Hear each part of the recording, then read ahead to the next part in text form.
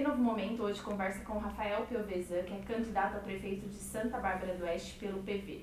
O Rafael foi secretário do Meio Ambiente de 2013 a 2014, diretor do DAI de 2014 a 2020 e hoje é vice-prefeito agora do segundo mandato do prefeito Denis Andia. Como diretor do DAI, a gente destaca aí algumas coisas, como a entrega de 100% do esgoto tratado na cidade e também já está tudo preparado para a construção da nova represa que vai garantir aí o abastecimento da cidade pelos próximos 50 anos. Seja bem-vindo à TV Novo Momento, Rafael. Obrigado, Aline, obrigado a todos que nos acompanham aí pela TV Novo Momento.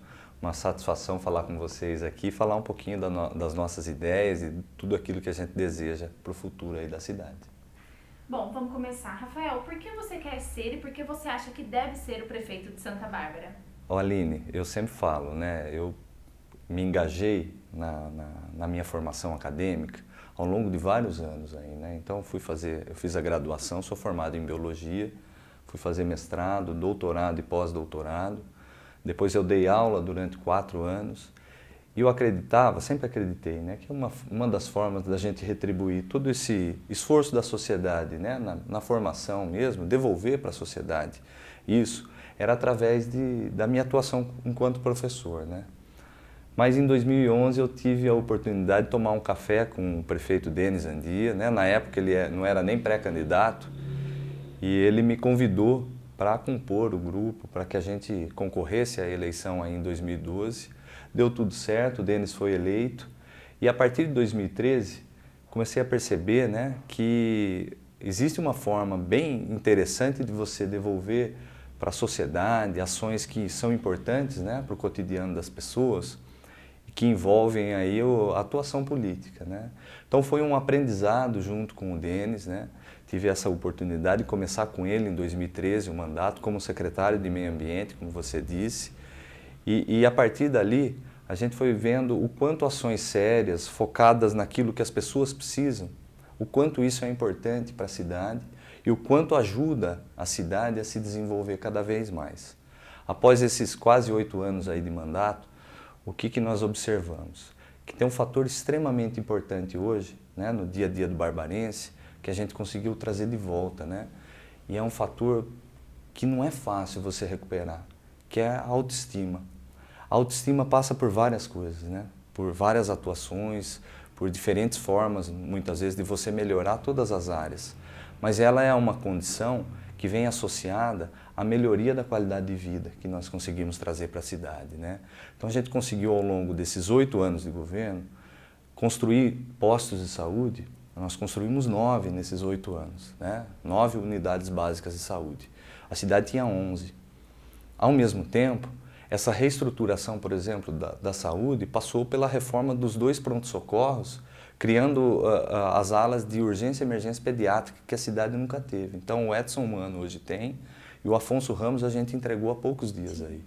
E também o novo centro de exames e diagnóstico, que é algo que inclusive é difícil até de achar na rede privada. Então isso é importante para a sociedade e todas essas questões, essa motivação, esse sonho de cada vez mais melhorar o serviço público ofertado para as pessoas é o fator fundamental dessa nossa caminhada, por entender que é um projeto de desenvolvimento, é um projeto focado no futuro da cidade, em recuperar cada vez mais todos os serviços que a gente presta, né? Nós já conseguimos dar grandes passos dentro da administração pública, e agora existem outros, né? E, inclusive, esses desafios que nós temos hoje e que a gente está se propondo a fazer, a superá-los, eles são diferentes daqueles que nós tínhamos em 2013. Em 2013, nós andávamos, né, e conversávamos com as pessoas e existia uma demanda muito grande de vagas em creche, né? Então, cerca de 1.500 crianças esperavam vagas em creche lá em 2013. Hoje, pela primeira vez, desde que a primeira creche foi criada em Santa Bárbara do Oeste, nós não temos nenhuma criança esperando. A gente conseguiu matricular todas. E assim, não é a vaga, só o número, né? Quando você trata da gestão pública e se engaja nisso, e esse é o fator motivador, como eu disse para você, quando você se engaja nisso, quando você deseja fazer o melhor para toda a sociedade todos os dias, você não trata só de número. Você trata daquilo que as pessoas precisam, da transformação na vida das pessoas. Quando você oferece uma vaga em creche para a criança, na verdade você oferece a oportunidade da mãe de família, do pai de família, da família como um todo, ter uma opção de geração de renda e saber que a criança está sendo assistida da melhor forma possível, né? Tendo a melhor alimentação possível. Então esse é um caminho, né, que foi nos motivando ao longo desse tempo e que hoje é o ponto fundamental. A gente sabe o quanto nós avançamos, nós sabemos o quanto o governo desses 8 anos do Denis foi transformador e essa continuidade, né, é lógico que enriquecida com novas ideias, o quanto essa continuidade pode trazer para Santa Bárbara um desenvolvimento ainda maior. Certo. Bom, Rafael, caso você seja eleito aí, qual seria a sua primeira medida no cargo? Olha, a primeira medida no cargo, eu acho que, e assim, aos moldes do que aconteceu em 2016, a eleição foi dia 2 de outubro, né? Eu e o Denis fomos eleitos em 2 de outubro, né? No dia 3 a gente já estava trabalhando. Então, em dando tudo certo aí no dia 15, certamente no dia 16 de novembro eu já tenho uma série de atribuições aí junto com o prefeito Denis, ajudar nesse fechamento aí do governo. E eu entendo que o maior desafio que nós temos agora é a questão de saúde, né? A gente conseguiu reestruturar e eu falo sempre assim, né, Aline? Eu fui professor durante 4 anos de enfermagem, fisioterapia e biomedicina. E a gente lá teve a oportunidade de conversar com alguns pesquisadores e a forma como a gente reestruturou o sistema de saúde nosso é aos moldes daquilo que deu certo no mundo. Então, se você pegar o sistema inglês, o canadense, que são os grandes modelos de saúde pública, né, de qualidade, a gente, guardadas as proporções, né, e as diferenças regionais, é isso que nós trouxemos para Santa Bárbara, que foi fazer o quê? Fazer essas unidades básicas de saúde, fazer com que elas se tornassem pontos de referência para a população cada vez mais qualificados, né? Isso passa por você estruturar, construir essas novas unidades e passa também por você contratar mais médicos. Então nós saímos de 98 médicos, estamos com 174 e queremos chegar em 200. Essas unidades básicas que nós temos hoje no município, aquelas que já existiam, nós reformamos e ampliamos e o próximo passo agora é a gente criar as unidades de referência regional em pediatria. E eu estou falando tudo isso de saúde porque é um grande desafio no mundo, no momento, né? Quando a gente entra na lógica da pandemia, a gente precisa entender que esse é um desafio que primeiro nós precisamos tratar da questão de saúde, estruturar ela para que a gente tenha um atendimento bem feito, né, para todo mundo, para minimizar o impacto.